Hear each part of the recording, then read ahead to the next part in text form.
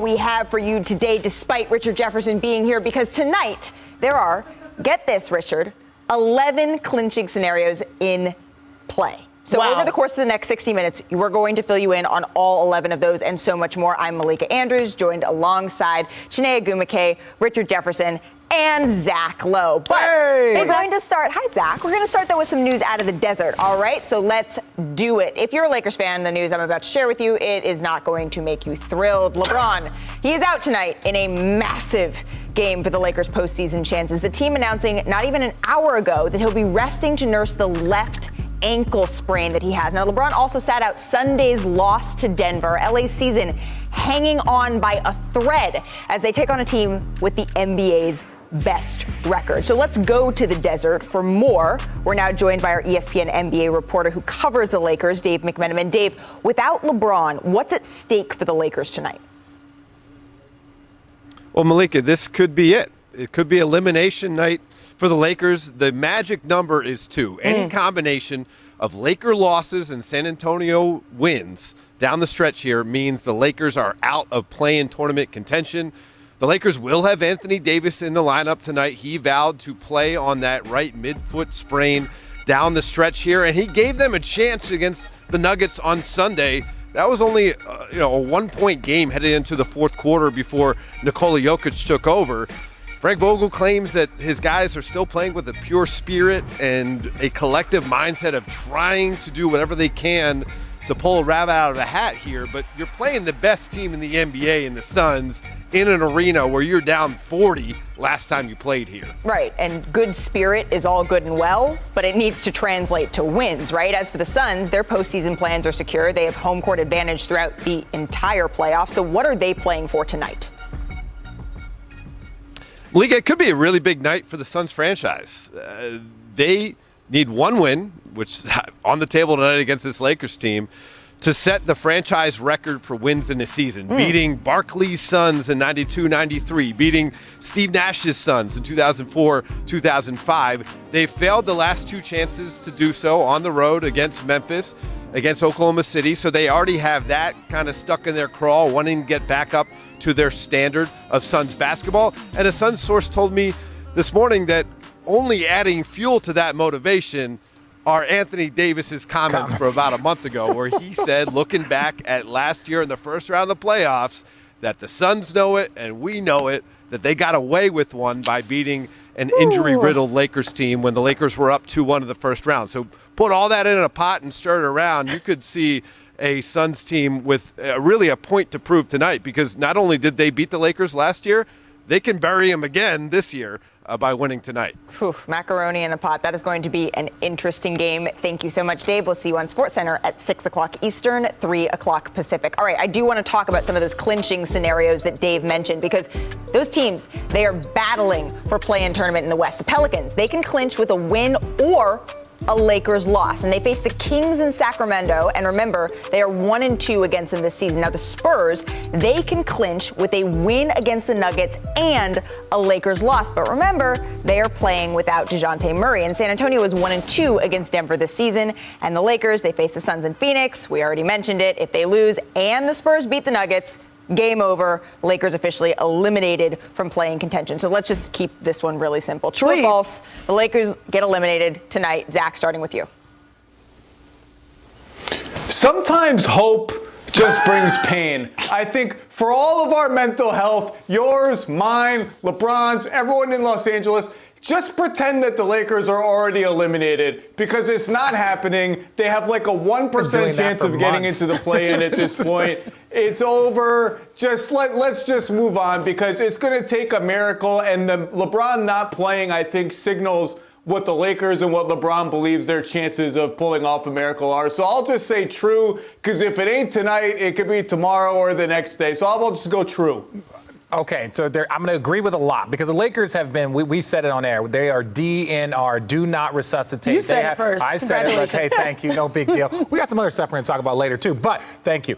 One thing that's key here is I think this is less indicative of Bron. Bron was coming back a little early to try, to try the ankle, and then plays 40 minutes on a bum ankle at 37 years old and gave 38 points, but you can see in that fourth quarter, he just kind of ran out of gas. So at the end of the day, I think this is less about Bron wanting to play, and he tried to come back early, pushed it too hard. I think he's still going to play in more games this season, regardless of what happens tonight, but he wants to be on that floor. But 40 minutes in that game, that to me is the thing that probably set them down against this game and then the Denver game and the Suns game. Well, the scoring title is still up for grabs for LeBron, but Frank Vogel said this to me. He said that if this was the middle of the season, he probably could have benefited, from having another 2-ish games with this sort of injury. True or false, Chanae? Only true or false? True. Yes. True. Yes, and you did it. I think, the phrase that's been going around with the Lakers, you're proud of me, Richard Jefferson, for making a decision. Proud. Thank you so much. If someone shows you who they are, believe them.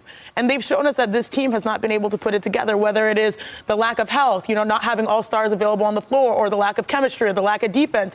They've shown us who they are. We believe that at this point, AD played he had 28 and 9 last time out versus Denver and still lost. And so you're going up without LeBron, who, mind you, is tied or at least leading the NBA in scoring.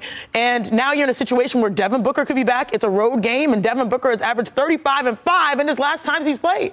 So yeah, the Suns, and this is what I'll lastly say, as someone who plays for Los Angeles sports team currently, everyone wants to get it in and try to make sure they lose, knock you off while you're on your high horse, especially when you're the Lakers and a franchise that has championship aspirations. And so I feel like, Phoenix, they're going to look at this like, we have an opportunity to really shut down their season in a way that we are extremely motivated. I look to them to come out victorious because we haven't seen much of the otherwise. What, Their Richard? season has been over for months.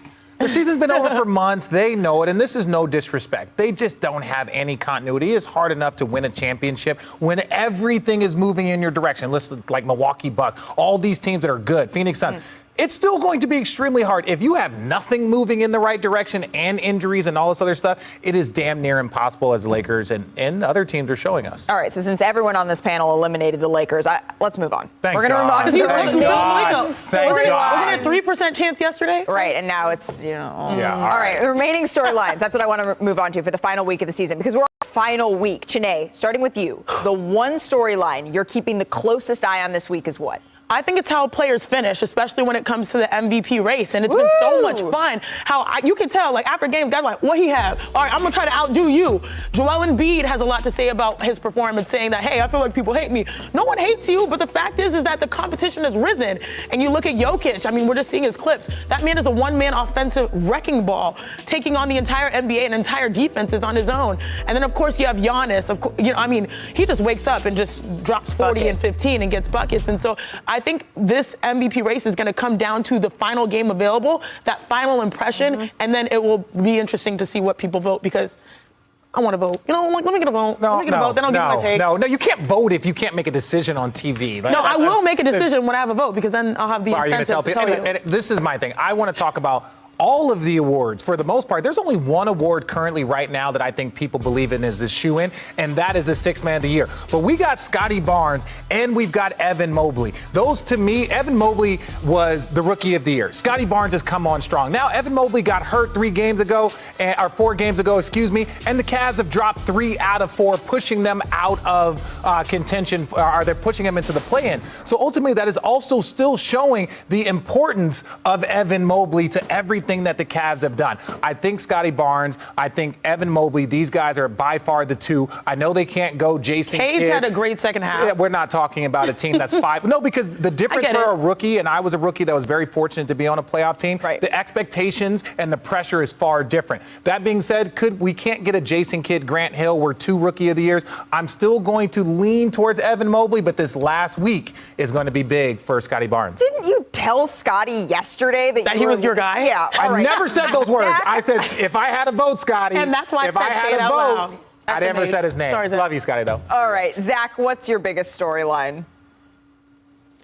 Look at the players on the panel focusing on individual awards and individual glory. Let me bring it back to the team level. I'm interested in the Nets, who are currently 10th in the East, and you can bet Miami at 1, the teams at 2, 3, and 4. They're looking down at Brooklyn and saying, 10th. I wonder, they have the tiebreaker over Atlanta. They have a super easy schedule. Can they get back into the 7-8 game of the play-in tournament to at least raise the possibility? Maybe they could be 7th instead of 8th. Right now, all they could be is 8th. So I'm looking at Brooklyn because I know they've struggled defensively. They've got injury issues with Seth Curry. Ben Simmons is MIA. All of that. None of these teams, if they have their druthers, want to see KD and Kyrie with a day of rest at least in between each game. So I'm looking at Brooklyn down the stretch these next 4 games. Can they get back into that 7-8 game to kind of cloud where they might end up, assuming they make the playoffs? Because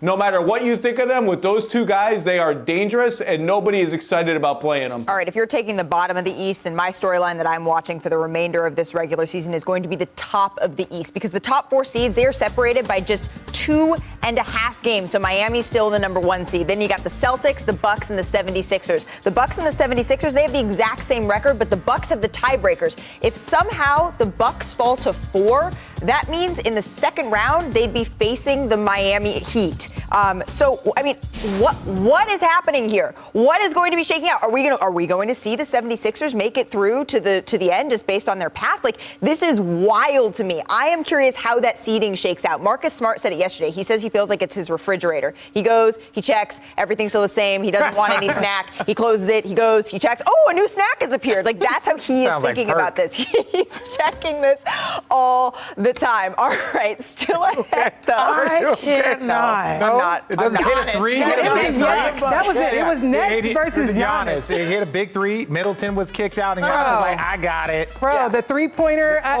Yeah. And the free throws. So for me, Giannis at 30, averaging 30 points, as well as we know that Embiid's averaging 30. Thank you. Anything on Embiid? Embiid's amazing also. At 30 points on the inside, he's finally put together a full season. I have a follow-up. Yeah. How do you feel seeing centers lead the conversation for MVP? Because you are center extraordinaire. Hey, I feel great because I'm like, listen, we get away from the big man, big woman game on the inside. Get the ball inside. But this is what I love. All those players know where to go when the money resides, and they go to the paint. All these big guys who want to stay outside and shoot 3-pointers, bro, you're not getting the cash flow, you're not getting the wins. No, they get it. Where the money resides. All right, let's go on to the next topic, the Lakers.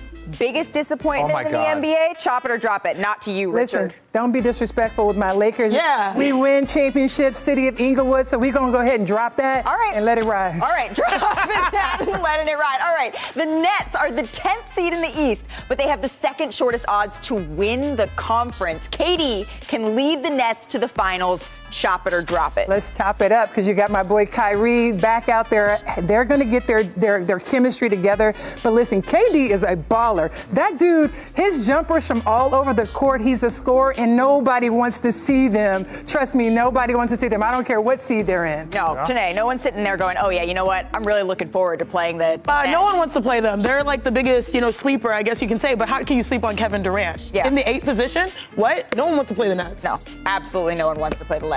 Last but certainly, what are you doing? I got you. Certainly not least. Lisa, true or false? Okay. You once dropped 100 points in a high school game? False. Okay. Correct. That's false. I dropped 101 points. We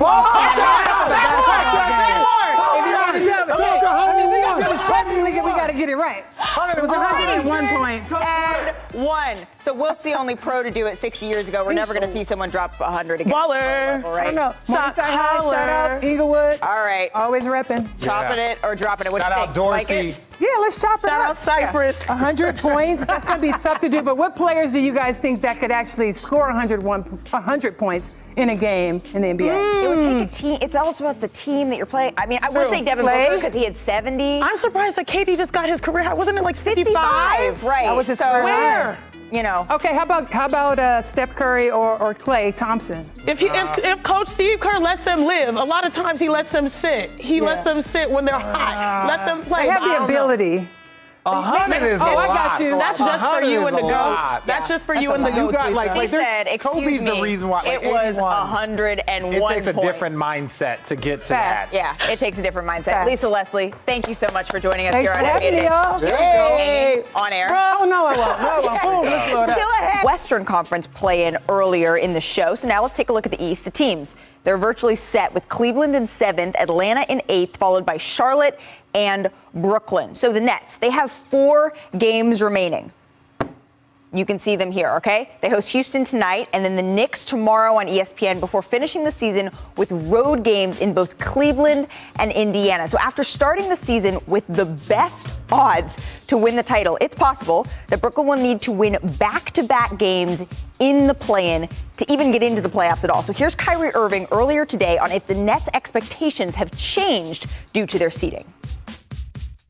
You know, we're in it for the long run, so we're just going to play free and do everything we can to prepare for this play-in tournament, whatever it is. I've never been in a situation like this where late in the season, all these games matter. You know, usually you're just trying to fine-tune your game, just work on details, and, get some rest. But I've been playing 40 minutes for the end of the season. It's the first probably a few times in my career, even when I think about my first 3 years in Cleveland, when we were not winning as many games. Towards the end of the season, there still wasn't as much pressure. So this is one of those things that makes it fun as a competitor. It gives you something to play for.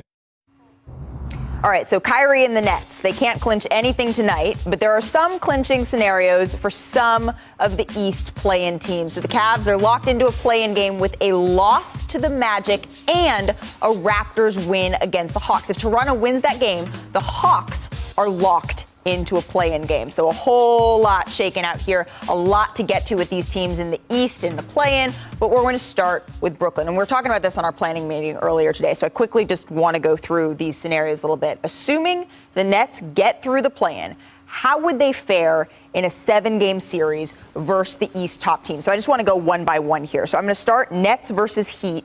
How would they fare? Heat in 6. Nets versus Celtics. Celtics in 7. Nets versus 76ers. Nets in 6. Nets versus Bucks. Bucks in 6.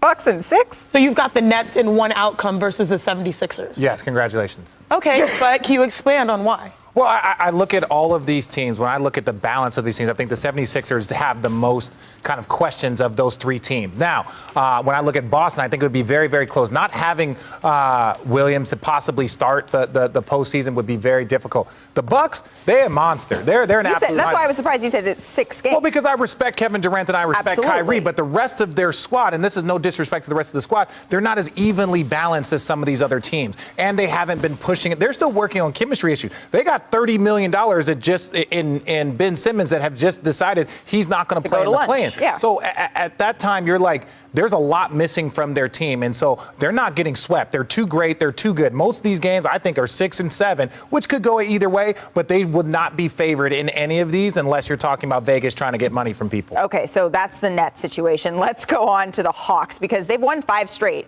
They're currently the 8th seed. So can this team replicate what they did last year in their Eastern Conference Finals run? Yeah, in the 8th seed, I think it's going to be really difficult because they sort of snuck up on people and they were playing their best basketball at the right time. And my goodness, we had, the ice trade, which was amazing. But if you look at the East, those top 4 teams, they really know who they are. They have identities.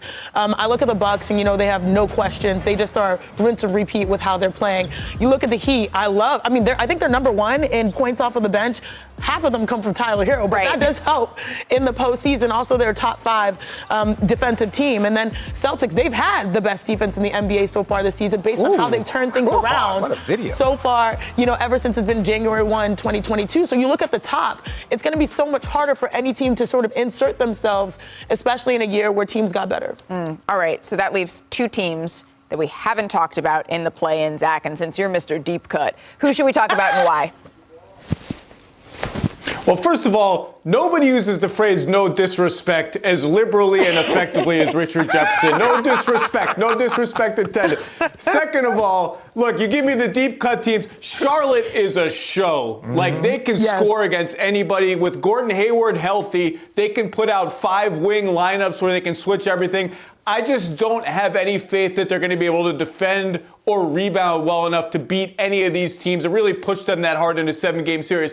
Cleveland, if they get Mobley and Allen back, and that's a big if, particularly in Allen's case, they at least have a defense that they can go into any game and say, we can get you into a rock fight. Maybe you have a cold shooting night. Maybe we get a few extra threes from Markkanen. Maybe Garland blows up, and all of a sudden we're 2-2 after 4 games because our defense brings it every game. But ultimately, I don't see either of these teams doing real damage in the playoffs, which is a shame because Cleveland, if they were healthy, even going back to Rubio healthy, is an interesting team, having added LeVert, but the injuries have piled up for them. Zach, when you're looking at these two young cores, who are you more excited about between the Cavaliers and Charlotte?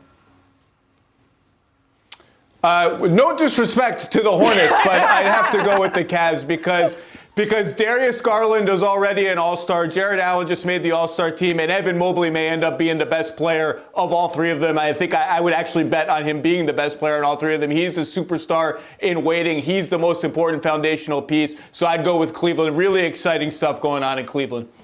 No, I completely agree with that. When you look at the Cavaliers and the Hornets, both of them have very young all-stars point guards. So you're looking at LaMelo Ball. You're looking at Darius Garland. But Darius Garland, the way he runs his team and the units that are around him, that is a much better, situation. There's an identity there. Identity, especially when you're talking about for the next 5 to 6 years, that Cleveland team has all the opportunity. And let's be real. If Evan Mobley takes that jump, and look, Jared Allen, I'm not saying anything negative, with all due respect, that could put them in a position to make and possibly fill out their rosters with other players. I love that roster. I love what JB Bickerstaff is doing up there. I was going to say, they're an incredibly well-coached team. No disrespect to any other coach out there, but he is in the conversation, certainly for Coach. We'll look ahead to the future.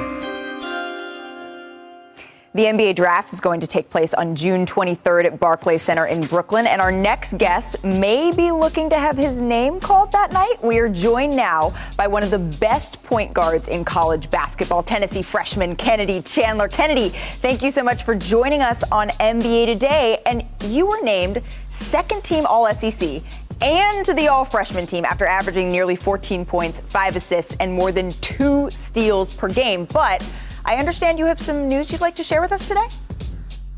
Yes. First, thank y'all for having me on the show. Yeah. And, this has always been a lifelong dream of mine. First, I'd like to thank my dad. Without him, I don't know where I'd be today. Second, I'd like to thank my mom, my trainers, my coaches. I'd like to thank Ball Nation, Coach Barnes for bringing me to the program and bringing me to his arm and welcoming me to the program. And with that being said, I'll be entering the 2022 NBA draft and hiring Ryan Davis as my agent. Wow, congratulations. That is incredible. What led to your decision to enter this year's NBA draft? This decision was tough, honestly. I had talked to my family about it. I talked to Coach Barnes about it as well, and we felt it was the best decision for me, and this has always been a lifelong dream of mine. How do you think your 1 year at Tennessee, playing in the SEC, how did that prepare you for the league? Coach Barnes had prepared me very well since I stepped foot on campus in the summertime, and he's always, pushed me to be the best player I could be. And I know going to Tennessee that he's hard as point guard, but he pushed him to be the best player he could be.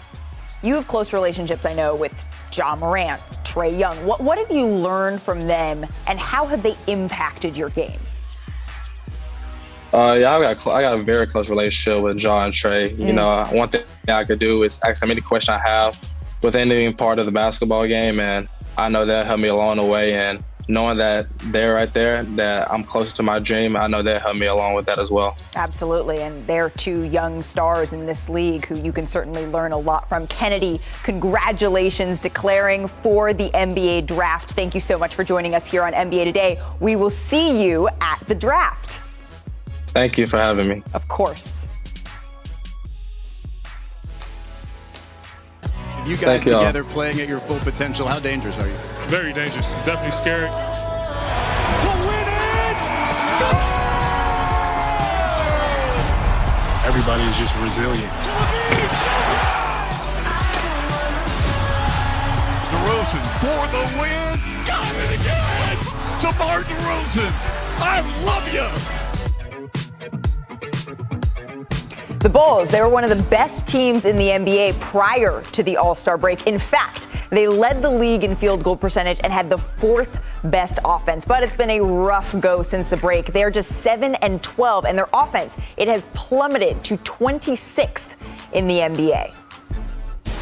For more on the Bulls, we continue our home court advantage series with ABC 7 Chicago sports anchor and reporter Dion Miller. Thanks so much for joining us, Dion. Really appreciate it. And we just looked at it. It's been a tale of two different seasons for the Bulls, right? As someone who's covered them very closely, what's plagued them the most here? Well, most importantly, their inability to beat teams with a winning record. It has been a brutal 0-17 this season, and that, of course, includes 3 losses to the Bucks. And I went back this morning, I was like, what is it? Why are they struggling so badly, especially against a team like Milwaukee? And it was about a month ago that the Bucks were here at the United Center. The Bulls were down 22. They rally, take the lead by 7, and Milwaukee says, okay, we're going to lock in, and they're able to exercise their will, and they win by 6. The Bulls have been saying, we're going to lock in and play with urgency in, before, during, after games for a month and a half, and they've just not been able to do it. And you showed that graphic about how at the first half of the year, how much success they were having, and a lot of it was DeMar DeRozan having the best season of his life, but also they were cruising along, and it felt like they were showing us a version of themselves that, injuries aside, they quite literally could not sustain, and it just proves that they're not there yet. They're not ready to compete at the highest level. So we cover them from afar, but you live it every single day. So what's the feeling in Chicago about how successful the Bulls can be in this playoffs? I honestly think, Malika, there's an understanding in this city that they are properly cast as a 5 seed right now, and that is okay. I mean, they're still going through a transition. Remember, it's been only 2 years under Arturas Karnisovas, and what's amazing to me is that, Malika, you've been in this city. For 20 years, everyone clamored for the ousting of the front office of Gar Forman and John Paxson, and now Arturas comes in 2 years in, and already he's gained the trust of this city. They did precious little at the trade deadline during a season when they were near first place in the East, and nobody freaked out because we trust him. We believe him. He's built a team that has the talent and the chemistry that can eventually compete. And he's made them relevant again. I mean, in a city where you have the history of Michael Jordan, all that Bulls fans want is to be in the conversation. And I think they have a sincere hope that eventually they'll lead that conversation. They're just still learning how to... Spot with a win and a Timberwolves loss. Utah also clinches a playoff spot with a win and a Minnesota loss. The Raptors, you can see it there, they clinch with a win and a Cavs loss. And then the Bucks, they can clinch a division title with a win. So, speaking of the Bucks, no. They're no longer the sexy 60-win team that sits atop of the Eastern Conference. They're not necessarily the number 1 seed that every team is chasing, or the group that gets the most national headlines every day. But make no mistake, this is how the Bucks get you. They sneak up on you, and then they hit their stride at just the right moment as they get in position to pounce. Let this be the moment where we tell you that we're all about to start talking a whole lot more about the Milwaukee Bucks. Dominating the NBA conversation this season, the litany of Lakers losses, the constant questions about Kyrie, Ben Simmons' status. But nestled between dad jokes... Why did the orange lose the race? He ran out of juice. And finals-esque blocks is Giannis Antetokounmpo. I think we fly under the radar a little bit just because we're Milwaukee. Nobody really cares about us, even when we won the championship. Well, it's about time we talk about the defending champion Milwaukee Bucks. After a half century, the Milwaukee Bucks are NBA champions once again. Chris, you did it, huh? You did it. They started the season a pedestrian 8-8 and headed into the break as the middling 5th seed. But then, the Bucks got healthy and have soared to the top of the Eastern Conference standings. And what better time of year to be hitting your stride? Because for a guy who's won Defensive Player of the Year, a player who has won MVP twice and claims he doesn't even know who's in the race this year, by the way, Giannis, you're in it. And it's due in part to a clutch performance against Joel Embiid and the 76ers. A little MVP magic to end it. And 2 nights later... Step back 3 for the top. Got it! Giannis ties the game and becomes the Bucks all-time leading scorer on for a superstar like that, there's one thing he covets above all else: another championship. And that's the messed up part about my brain. You know that we just did it. Like, we did it a couple hours ago, and I'm already thinking about how can I do it again. Who could forget the first one? Throws it up for Ayton. Shot blocked by Antetokounmpo. This building is shaking. Knocked away and stolen by Holiday. Antetokounmpo throws it down. What a turnaround. It was the kind of breakthrough performance that makes you believe a repeat run could be in store. So forget what you heard or what you didn't in the regular season. The Bucks are here to redirect the discourse when it matters most. I'm a champion. I'm a champion. My city's a champion. And you can see the defending champion Milwaukee Bucks and Giannis Antetokounmpo in Chicago tonight take on the Bulls right here on ESPN at 8 Eastern. A special 1-hour NBA countdown gets it all started at 7 Eastern. So before we go to break, I want to give some shine to the NBA Foundation. Today, the foundation announced 40 new grants totaling $11 million to organizations that are creating employment opportunities, furthering